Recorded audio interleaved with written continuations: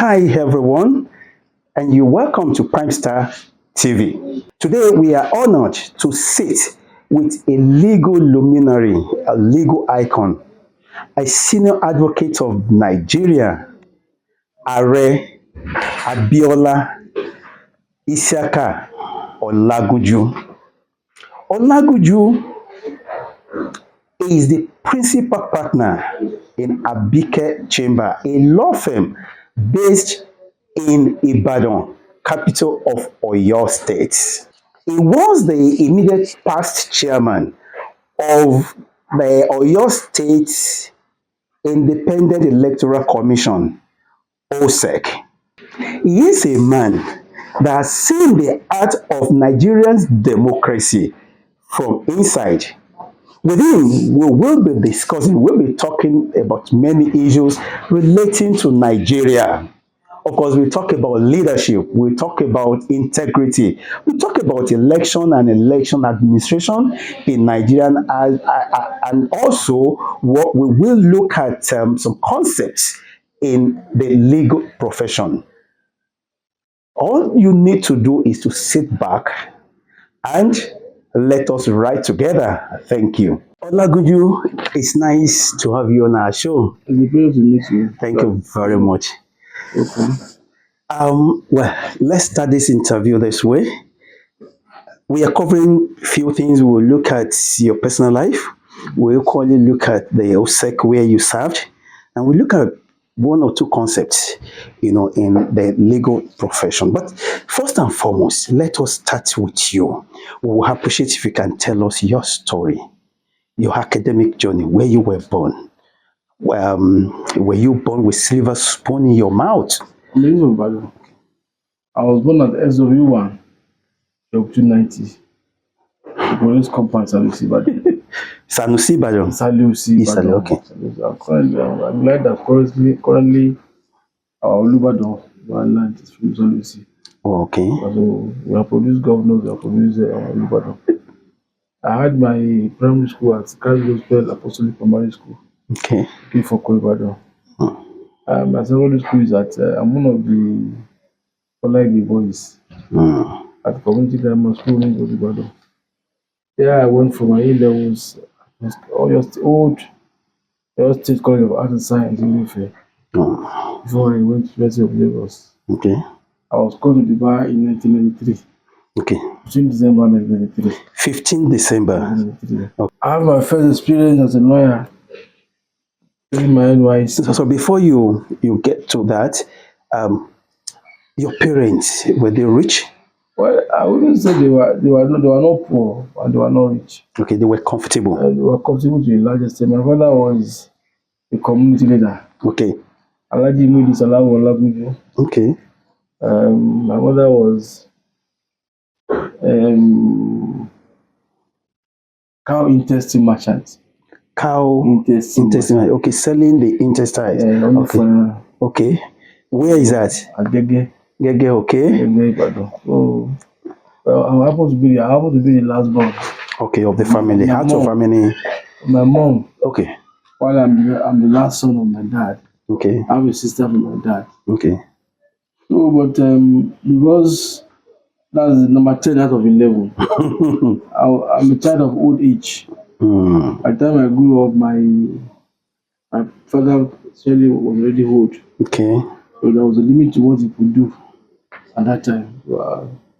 But I'm glad to say that actually all the students had the minimum of secondary school, if not university level. Okay. Everybody had the minimum of secondary school. So we have many graduates. We have accountants, we have bankers, we have university administrators among us. University administrator. Yes. Okay. So, in all honesty, I wouldn't say we are poor. We are not rich. But, yeah. I'll put it that way. All right. So one can say that you're actually from the interior of Ibadan. You grew up in that interior, the forecourt. I grew up in the city of Ibadan. Yes, I know. You know, when we talk about the city, we're talking about where you are right now is Bodija. But we have a place like Bere, Forecourt, and all of that. I grew up in Isale Osi. Okay. Okay. I grew up in Isale Osi, get for call. Very. Okay. What was life like that? What was life around that area? Well, it was fun. Okay. It was fun in the sense that you grow up steadily Mm. and independently. Mm.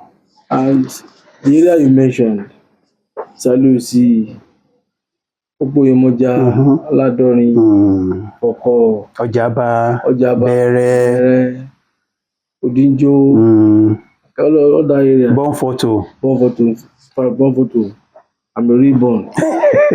So you had a choice. Mm. You had a choice of the good, the bad, and the ugly. Mm. And I was very lucky, probably because I'm the last born. My brothers were able to guide me, guide all of us Mm. appropriately. Mm. I was able to go to take a good one. Mm. Very unfortunate that many of our classmates Mm-hmm. that were in the primary school together, let me say 80% of them, they have university education. Mm-hmm. Not because they didn't want to or they didn't have the capacity. Okay. What they lacked was guidance and mentorship. Guidance and mentorship, which you had. Yeah, yes. Okay. I recall vividly that I was planning when I finished my secondary school. I was planning to go to Polytechnic Ibadan Okay. to read mass communication. Okay. At that time we've had NC graduate in our family, we've had Polytechnic graduate in our family. So they all said no. How could we go to Polytechnic? Okay. We've always wanted you to be a lawyer. We've always acted to be a lawyer. So why can't you go for your A levels? Okay. And for my A levels, and that was a very good advice. Mm. If not because they stood their ground, Mm-hmm. I would have misled myself Mm. in going for Polytechnic education. Mm. But I went for my A levels from there. Now with university studying law. Okay. What really inspired you, into studying law? Well, let me first of all say that the grace of God Almighty. As I said earlier on, I grew up in Isale Osi. And when you grew up in the compound, Abule, you have the wives, Yawole, Mm. they will always call you. You argue too much. You must be a lawyer. Mm. I didn't take it too hard at that time. Mm. But two persons that must mention Okay. who are my angel in life. I must not forget them. Okay. When I left Isale Osi, I went to live at Agbowo. It was there I met two gentlemen Okay. that actually changed my mind. Okay. My trajectory changed when I met them. Mm. When I was Isale Osi, well, I grew up as an Isale Osi boy. Okay. It's not too serious life. Mm. But when I got to Agbowo, I met this gentleman. One is a rear admiral in the Nigerian Okay. Navy now. Mm. The other one is a brigadier general in Nigerian Army. Mm. For security reasons, I don't Mm-hmm. know their names. Mm-hmm. Mm-hmm. It was these two gentlemen I met that actually gave me that direction. I need to study. I need to study hard. And that was why I knew that from now on, I must take my education seriously. Wow. I need to aspire to go to university. I need to aspire to be a lawyer. Mm. Wow. That's very interesting and very inspiring. Actually, you have just made us to understand that where you come from shouldn't define you. Because if you come from, if you're raised, where you mentioned, I may be making a mistake, but I'm sure that possibly you lived in a mud house, which you call I told you, no, we're not. My father's house was one of the best beautiful house. houses we Okay. have Yeah. in that area Yeah. till today. Mm. It's one of the best we have. In fact, in our compound, it's the most beautiful house in the compound. In the area, it should be one of the best. And mind you, my father was also educated as a slave at that time. Okay. My father had standard 6. And when you have somebody that wants to have standard 6, At that time. he spoke as if I can assure you that if you are a PhD professor, you can't match my father when it comes to language speaking. Competence. Competence. Yeah. Okay. Looking back at your early career, who and what shaped your values of leadership and integrity? Well, I will talk about my parents first. Okay. I recall that when I wanted to leave the house for my A-levels or to university, my mother will always warn me not your humanity worship. Mm-hmm. And that's why the opportunities produced join bad gangs. I always remember I don't want to go home and bring problems for my parents. So I remain focused on anything I wanted to do at that time. Both of them. My father will always tell you that look, everything he has belongs to God. He won't say because you wanted to give him something, he will deceive you. No, he won't do it. But the man of integrity and man of honor. That's what I see in him. Any other person Well, in the professional your I professional field? have quite a number of people. Some were my guidance, some were my mentors. I must not forget my brother, Chief Electoral I Chief Otumba Kule, and above all, may God repose his soul, Mr. Bonojo Badijo, SA. I must not forget him too. In fact, he laid the foundation of my practice. I cut my teeth as a lawyer in his chambers. And it was the one that even actually gave me that confidence Wow. to practice. All along when I was in university, my assumption was that I would work in a bank because I have a brother who works in a bank that time with his suit. So I like it was the way I always admire him. So my auto too that I would work in a bank. If I wanted to work in Savannah Bank, but I wasn't posted to Savannah Bank. I was posted to a private law firm. It was there I cut my teeth as a lawyer, and that was where I realized my potential too. Recently, I think this week, Chief Wole Olanipekun made a proposal. He said that National Assembly should put a stoppage at the amendment, that we actually need a new constitution in Nigeria. What is your take on that? Absolutely, I'm somebody that opposes the amendment or constant amendment of constitution because what we are given was just what we are given was just a military constitution, and we need an homegrown constitution. An humble, Homegrown constitution. okay. Until we have that, I absolutely agree with you. We need a constitution that will say this is a constitution prepared by the people of Nigeria. You know, in the preamble of the constitution, it says that we the people of Nigeria having resolved when did we sit? When did we resolve? We were given by that constitution by the village. So and you cannot put something on nothing. I've always been that's my belief. Okay. Until we have that sovereign constitution, that we all believe that this is how we want to govern. Look at what we have concerning the issue of Biafra, IPOB, Okay. severally, even Boko Haram. Those are the issues that we need to discuss in the constitution. Okay. And we all agree that we have to be governed. Okay. So I believe that it's just a matter of time. Okay. We are still going to have an ongoing constitution, Okay. not the one we have now. All right. Before we leave that, what are the reforms that you are advocating for, that you want to see in Nigeria, and that must also go into the constitution of the Federal Republic of Nigeria? Well, the first thing is to have an homegrown constitution. Okay. That's the first reform. Okay. When we have that reform, everything will follow. And I still insist that we must have what we call true democracy or true federation. Okay. What we have now is not democracy, it's not federation. Okay.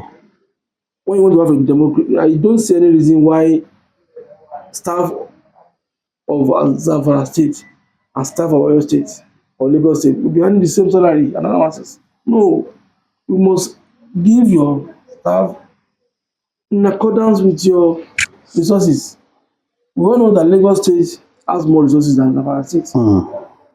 Let Lagos State has more resources. Zamfara should, based on what they have, give their own staff too. They also What they can afford. what they can afford.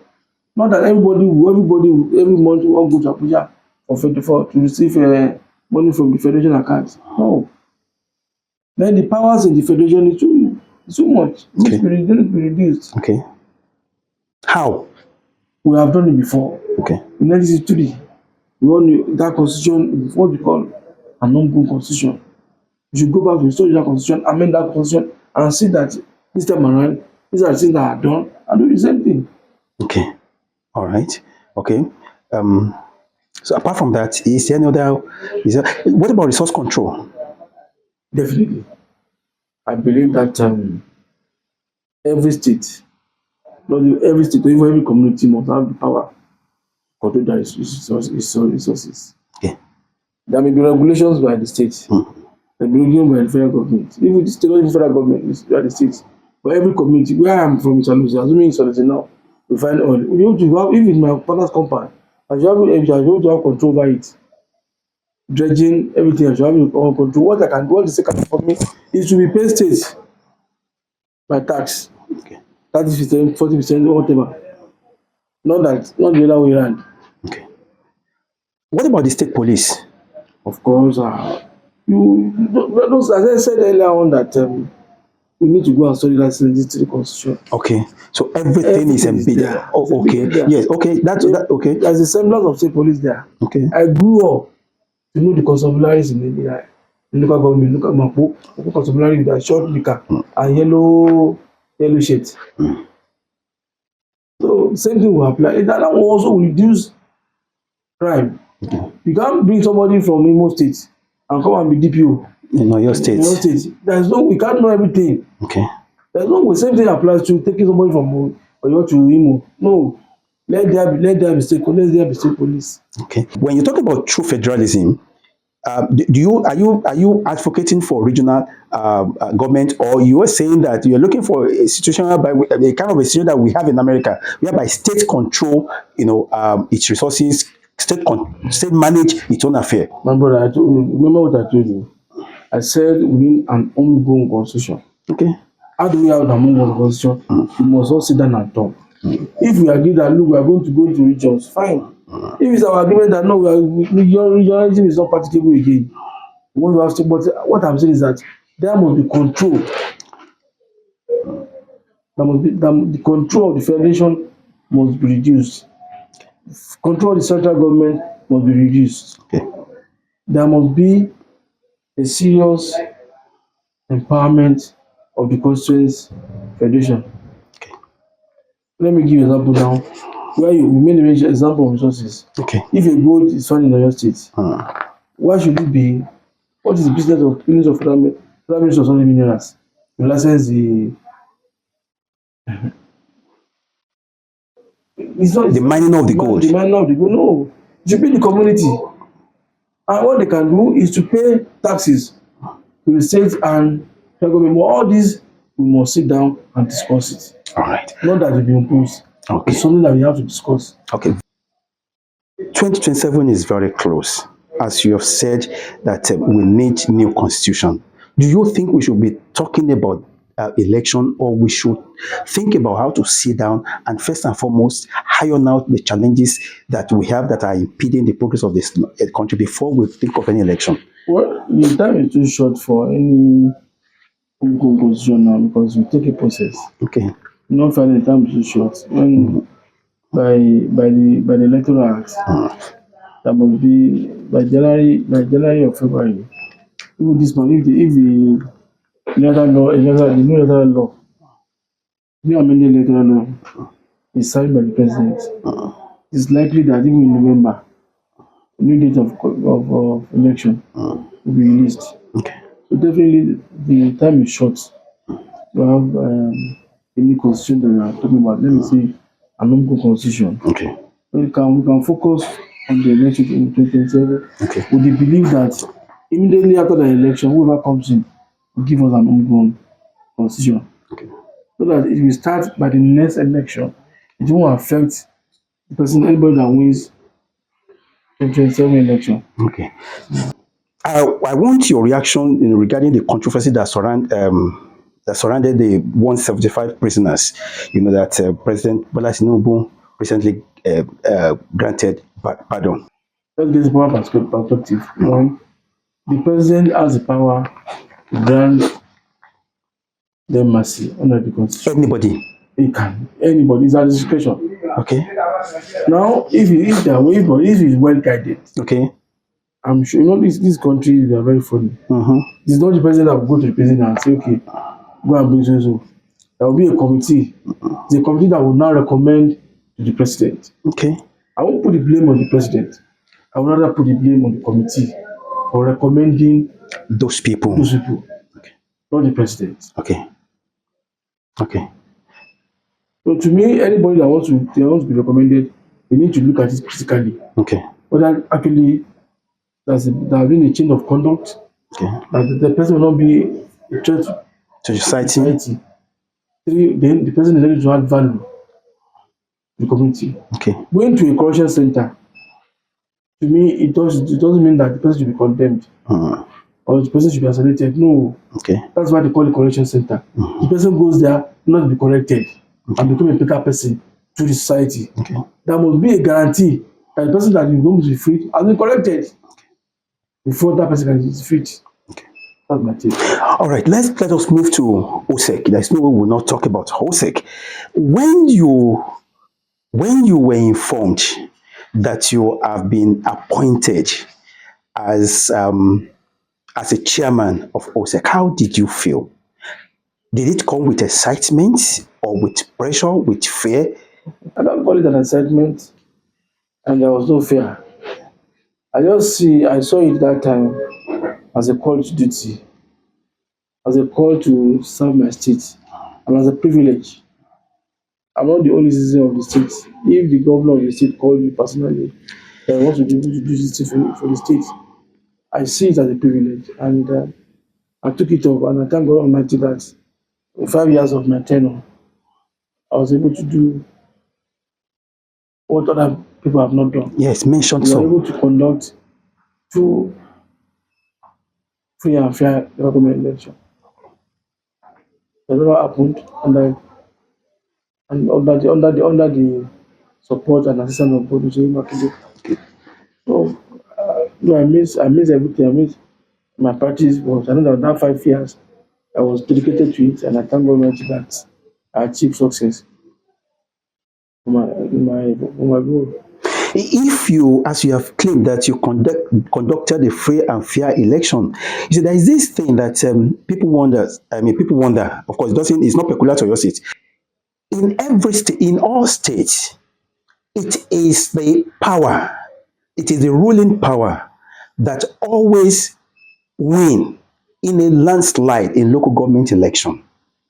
How do you, a situation whereby we do not have even one or two opposition, getting 1 or 2 local government chairmen. So how can we say that election is credible? Okay. Is there any law that says that one party cannot win the whole state? Okay. Is there any law that says no? There is not. There's not. That's one. Secondly, you have to look at the attitude of politicians themselves. Okay. In that election. Okay. That's why the campaign, everything we did. How many of them participated in that election? Okay. So when they participated, how strong were they in opposing the ruling class? How serious were they? You recall 2021. We had I begged the opposition APC at that time. Come and participate in this. I guarantee them credibility and fairness, which of course not any one of them can come and say, okay, how have I done to advance that? No, nothing. We did everything we could. Materials were delivered at all the police centers within time. But unfortunately, they didn't show up in 2021. And that gave the ruling class, the ruling party, opportunity to win the entire election. But mind you, in some local governments, ADC won in 2021. That's everywhere. ADC won some local government. But 2024, it was even worse. But personally, and OYSIEC wise, okay, we did all under your administration. Under our administration. Okay. So we had our materials on hand, our staff were there. But problem is this, the opposition did not show enough strength as they would have shown during national election. For us to have, instead of asking for disbandment of state electoral commission throughout the federation. I would rather seek for the empowerment of state electoral commission. Sorry, instead of what? Asking for disbandment. Okay, of State okay. electoral commission. As people are advocating that INEC should take over the. That is wrong. That's not federation. Okay. By federation, it should be the state that should do it. Okay. Instead of asking for that, let us empower them. Okay. How do we empower them? Empower them like INEC. Make the funding of SEC come directly from the federation account. We are lucky in our state, not fairness. The governor was very supportive, very supportive, and attacking for that. But some states was not like that. That is it. If there can be an independent funding of SEC, I can assure you that this will be better. When you were an OSEC chairman, what were the reforms that you introduced, for the betterment of election in Nigeria? Well, when we came in, there's a serious deficit, serious confidence deficit by the people. Serious one. People didn't believe in local government election. Okay. Immediately we came in, we told the entire 33 local government of the state and we campaigned to people.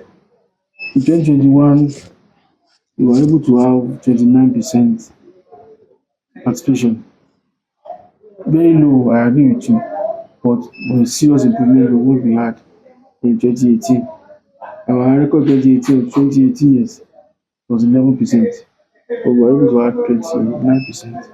And 2024, we were over 40, we were over 39, almost 40%, 39% participation in 2024. So people are now getting aware of the value of the election. Then two, the process of election itself. You cannot look at election based on the day of election.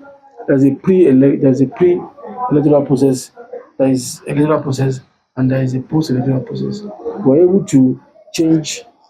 There was a paradigm shift at that time we came in, where we engaged the entire 18 states, 18 political parties in the state at that time, and all of them signified their intention to participate, and that was quite commendable. All the political parties, there was no boycott. All political parties participated in the election, and on the day of election, there was a delivery of all our electoral materials within time.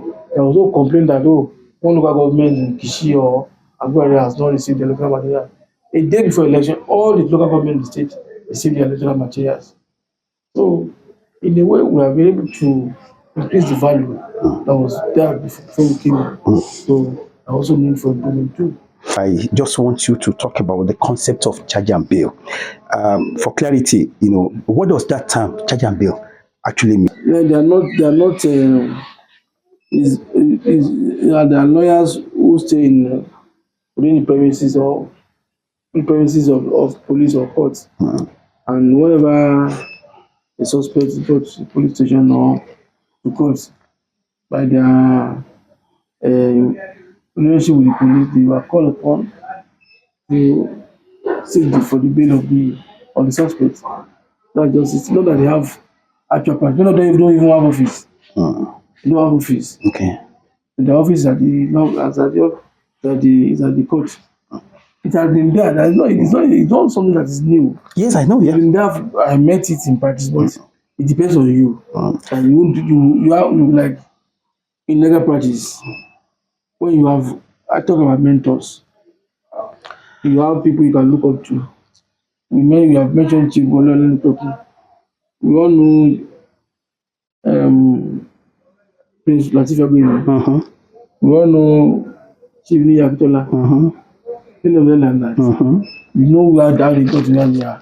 So because we have seen all that, you now prefer to go to the No, it's wrong. Is it a system that is peculiar to Nigeria? I wouldn't know practice in Nigeria. Okay. I wouldn't know.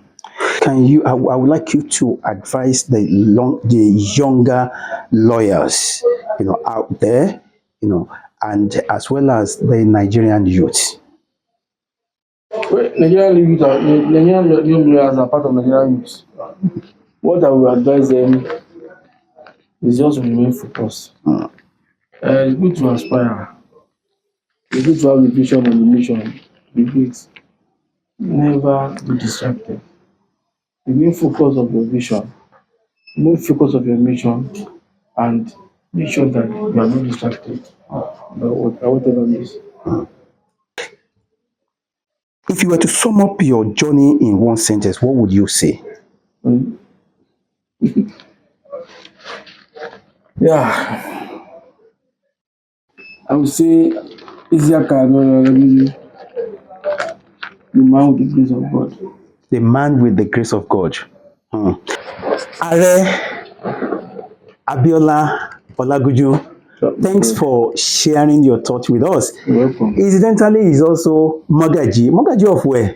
Okwere, Opere. Isale Osi. Isale Osi. So he's Olubadan in waiting. Anyway, thank you so much. You're welcome. And at last, this is the end of the conversation on Prime Star TV. Let me appeal to you that after you've watched this wonderful episode, please comment, share, and like. And most importantly, we also appreciate you to subscribe to our YouTube channel. Thank you. God bless you.